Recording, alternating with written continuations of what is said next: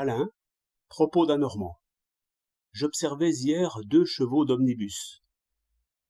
Chacun d'eux travaillait courageusement à se délivrer de l'esclavage, mais ils n'employaient pas la même méthode.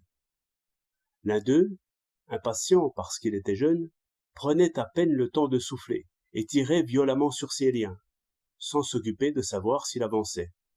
Son corps se couvrait de sueur, il poussait par les naseaux une épaisse fumée. Sous ses pieds ferrés, le pavé lançait des étincelles. Évidemment, il ne savait pas encore mesurer les forces extérieures à lui et opposées à la sienne.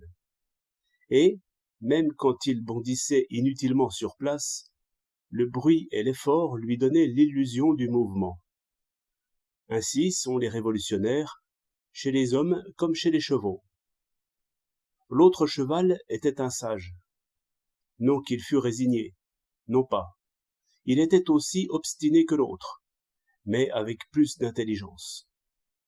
Quand le frein grinçait, il savait comprendre que tous ses efforts seraient vains.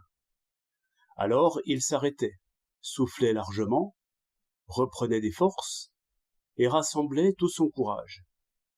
Puis, dès qu'il sentait, à des signes connus de lui, que l'obstacle redevenait maniable, alors il tirait sur ses liens, d'un effort continu, accrochant bien ses pieds au sol et tendant peu à peu ses muscles.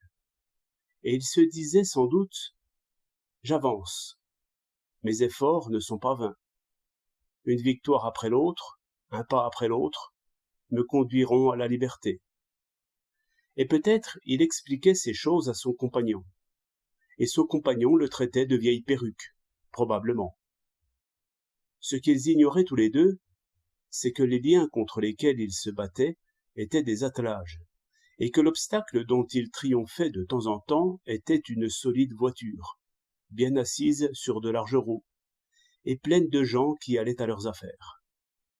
3 janvier 1907.